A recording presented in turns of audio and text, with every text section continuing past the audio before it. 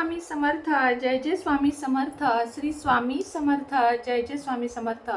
श्री स्वामी समर्थ महाराजांच्या नामस्मरणाने आजच्या व्हिडिओला सुरुवात करूया.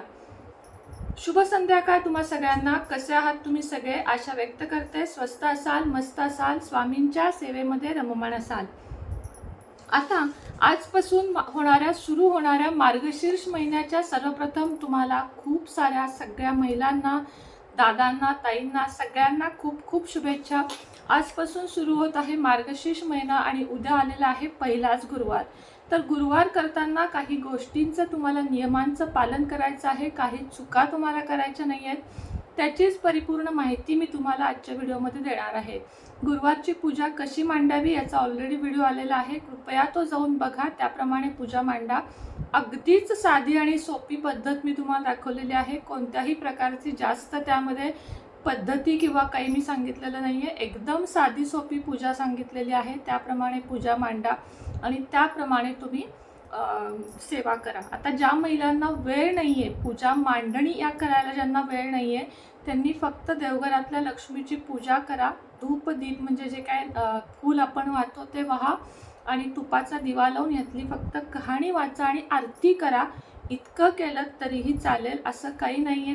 म्हणजे अशी अट नाही आहे की ज्यांना खरंच ऑफिस टायमिंगमध्ये अर्धा तास सुद्धा मिळत नाही त्यांनी काय करावे, तर त्यांनी लक्ष्मीची पूजा करावी आणि फक्त कथा वाचावी. बाकी काही तुम्ही करू नका आणि आरती करा आणि घरात काहीतरी गोड करून नैवेद्य मात्र नक्की दाखवा. आता ही पूजा आपण स्वतः पण करू शकतो, फक्त ती करताना मनोभावे तुम्हाला करायची आहे.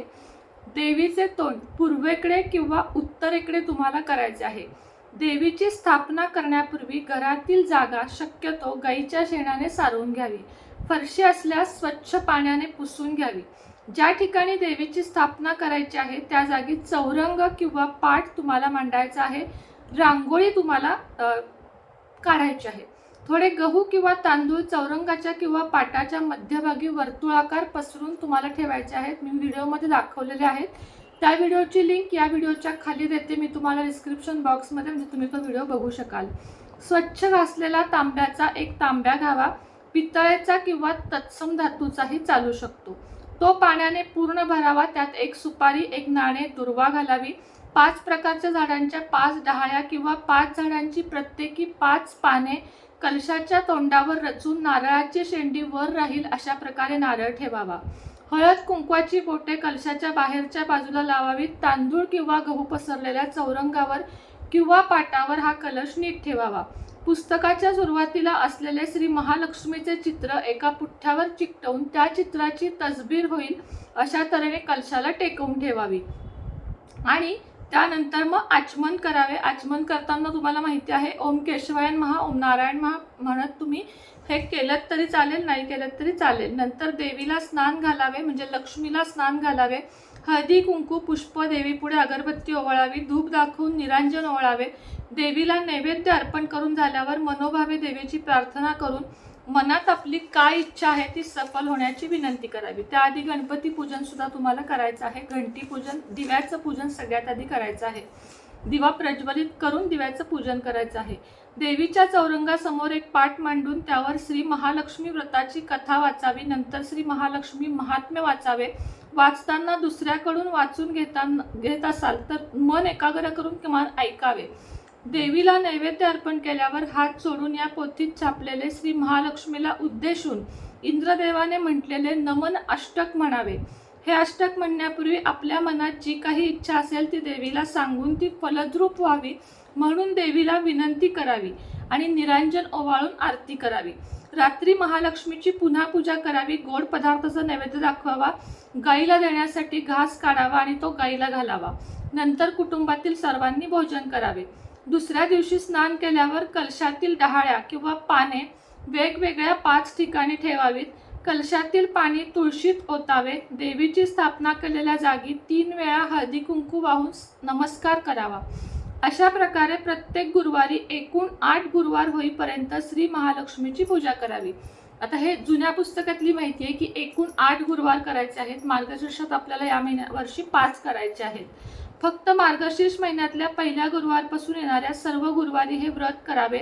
न चुकता दरवर्षी हे व्रत केल्यास घरात समृद्धी, सुख, आनंद येतो आणि त्या घरावर देवीचा वरदहस्त राहतो. आता मला काही प्रश्न काल असे आले की ताई मध्येच अडचण वगैरे आली तर काय करायचं?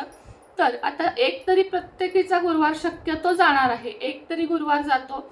मार्गशीर्ष संपून द्यायचा, जो गुरुवार येईल त्या गुरुवारी पण पूजा करायची आणि मग उद्यापन करायचं. म्हणजे मार्गशीर्ष संपल्यावर सुद्धा एक गुरुवार धरू शकता तुम्ही, 1-2 तुमचे जे स्किप होत आहे आणि त्यानंतर उद्यापन करायचं. मात्र 5 गुरुवार झाल्याशिवाय उद्यापन करायचं नाही. श्री लक्ष्मी देवाने पद्मपुराणात सांगितले आहे की जो माझे व्रत नित्य नेमाने करेल तो सदैव सुखी समाधानी राहील. गुरुवार हा श्री दत्तगुरु भक्तांचा उपासना करण्याचा दिवस असल्याने यालाही महत्त्व आहे. महालक्ष्मी व्रत करणाऱ्यांसाठी काही नियम इथं आहेत. हे व्रत समाधान, शांती, ऐश्वर्य मिळावे म्हणून, तसेच श्री लक्ष्मीची आपल्यावर सदैव कृपा राहावी म्हणून करायचे आहे. व्रत करणाऱ्याने लवकर उठून शरीर आणि मन या दोन्हीची शुद्धी ठेवावी. कोणत्याही महिन्यात शुक्ल पक्षातील पहिल्या गुरुवारी या व्रताची सुरुवात करता येते. दर गुरुवारी श्री महालक्ष्मी व्रत करून देवीची यथासांग पूजा करावी. अशा प्रकारे 8 गुरुवार व्रत करून शेवटच्या गुरुवारी उद्यापन करावे. 1 महिन्याप्रमाणेच वर्षभर दर गुरुवारी हे व्रत चालू ठेवता येते. म्हणजे तुम्हाला जर मार्गशीर्ष महिना सोडूनही हे व्रत करायचे असेल तर शुक्ल पक्षातल्या कोणत्याही गुरुवारी चालू करावी. 8 गुरुवार धरावेत आणि 8व्या गुरुवारी उद्यापन करावे. म्हणजे मार्गशीर्ष सोडून करायचे असेल तर देवीच्या फोटोसमोर बसून श्री महालक्ष्मी व्रताची कथा आणि महात्म्य वाचावे. उद्यापनाच्या दिवशी नेहमीप्रमाणे पूजा, आरती, कहाणी वाचन झाल्यानंतर 7 सुवासिनी किंवा 7 कुमारिकांना श्री महालक्ष्मी स्वरूप समजून त्यांना हळदी कुंकू, प्रसाद म्हणून 1-1 फळ आणि या व्रतकथेची 1-1 प्रत द्यावी. शक्य असल्यास ब्राह्मणाला शिदा आणि दक्षिणा देऊन नमस्कार करावा. स्त्री किंवा पुरुष, विधवा महिला, मुले मुली सगळेजणच हे व्रत करू शकतात. व्रताच्या दिवशी उपवास करावा. फक्त केळी, दूध, फळे खावीत. रात्री भोजन करावे. पद्मपुराणात संसारी माणसासाठी हे व्रत सांगितले आहे. त्यामुळे पती पत्नी दोघे मिळून सुद्धा हे व्रत करू शकतात. हे व्रत करताना काही आकस्मिक अडचण आली तर पूजा आरती दुसऱ्या कुणाकडून तरी करून घ्यावी. उपवास मात्र आपण स्वतः करावा. अशा वेळी तो गुरुवार 5 किंवा 8 गुरुवार मध्ये धरू नये. एकादशी, शिवरात्र किंवा अन्य कोणत्याही उपवासाच्या दिवशी गुरुवारी फक्त पूजा आणि आरती करायला हरकत नाही. मात्र तो गुरुवार धरू नये, म्हणजे मोजू नये. रात्री हवे तर भोजन करू नये. काही कारणास्तव त्यांना दिवसा हे व्रत करता येत नसेल त्यांनी रात्री केले तरी चालेल. फक्त दिवसभर त्यांनी उपवास करावा, फलाहार घ्यावा. व्रत, पूजा व श्री महालक्ष्मी कथा ऐकण्यास शेजारी पाजारी यांना बोलवावे. मात्र एकाग्र व शांत चित्ताने महात्म्य वाचावे. शांतता व एकाग्रता असल्यास पोथी वाचन चालू असताना श्री महालक्ष्मीचे अप्रत्यक्षरित्या अस्तित्व जाणवेल. एकाग्रता व मनाची शुद्धता असणाऱ्यांना बऱ्याचदा सुवासाची चांगली जाणीव जागवेल. व्रताची सुरुवात मार्गशीर्ष महिन्यातील पहिल्या गुरुवारी करून 4 गुरुवार हे व्रत करावे. आता यावेळेस 5 आलेला आहे. शेवटच्या गुरुवारी या व्रताचे उद्यापन करावे. व्रताच्या दिवशी रात्री गोड जेवण करून देवीला नैवेद्य दाखवावा. नंतर आपण सर्व कुटुंबाने भोजन करावे. असे याचे काही नियम आहेत. अजून सांगते की काळे कपडे घालून, म्हणजे काळी साडी किंवा काळा ड्रेस घालून तुम्ही हे व्रत करू नका. शक्यतो काळं सोडा. लाल, हिरवा, पिवळा कोणताही रंग तुम्ही घालू शकता. काळं घालू नका. या दिवसामध्ये मी तुम्हाला सांगितल्याप्रमाणे मांसाहार पूर्णपणे वर्ज्य करायचा आहे. मद्यपान घरात कुणी करू नका. म्हणजे शक्यतो समजून सांगा. घरामध्ये अपशब्द, शिवी, घरातल्या महिलांना टोचून बोलणं हे पहिलं टाळा. कारण लक्ष्मी म्हणजे साक्षात स्त्रीचं रूप आहे. त्यामुळे स्त्रियांचा अपमान टाळा. स्त्रीला घरामधल्या कायमच मान सन्मान द्या. आणि या गुरुवार चालू असताना तर बिलकुलही स्त्रियांच्या अंगावर तुम्ही कुणीही घरातल्या ओरडू नका. घरात शांततेनं सुना करत असतील तर त्यांना हे सगळं करू द्या. त्यांच्यावर विनाकारण रखरख कुणीच कुणावर, सुनेनं सासूवर नको आणि सासूनं सुनेवर नको. सगळ्यांनी शांतपणे हे जे गुरुवार आहेत ते करा. ह्याचे फल आपोआपच तुम्हाला मिळते. आणि ज्यांना इच्छा आहे त्यांनी वर्षभरासाठी सुद्धा धरू शकता. 8 गुरुवार जसे सांगितले शुक्ल पक्षापासून सुरुवात करायची आणि 8व्या गुरुवारी उद्यापन करायचं, असं तुम्ही करू शकता.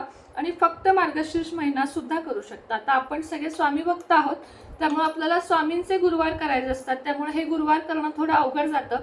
म्हणूनच मार्गशीर्षात तरी किमान हे 4 गुरुवार धरावेत. मार्गशीर्षातले गुरुवार आणि स्वामींचे गुरुवार एकत्र धरू नयेत. ज्यांचा उद्यापनाचा दिवस उद्याचा आला असेल, उद्याच तुमचं उद्यापन आहे, गुरुवार आहे, हे उद्यापन तुम्ही 4 आठवडे अजून लांबवावेत. आणि 5 आठवडे, कारण 5 गुरुवार येणार आहेत आणि येणाऱ्या 6व्या गुरुवारी त्याचे उद्यापन करावे. उद्याच्या दिवसामध्ये तो दिवस तुम्हाला धरायचा नाहीये. स्वामींचे गुरुवार तुम्हाला यामध्ये काउंट करायचे नाहीयेत. फक्त उपवास तुम्ही करू शकता. तुमचं पुस्तक उपवास तर करायचाच आहे आणि जे काही ग्रंथ तुम्ही सारामृत वाचता किंवा 9 गुरुवारच्या व्रताचं हे वाचता ते तुम्हाला वाचायचं आहे. बाकी तुम्हाला काही अडचण अजूनही आली असेल, काही अडचण तुम्हाला वाटत असेल तर मला तुम्ही नक्की विचारा. मी तुमच्या प्रश्नांची योग्य उत्तर देण्याचा नक्कीच प्रयत्न करेन. श्री स्वामी समर्थ. व्हिडिओ जास्तीत जास्त शेअर करा. आवडला असेल तर लाईक करा. कमेंटमध्ये जय माता लक्ष्मी लिहायला विसरू नका. श्री स्वामी समर्थ.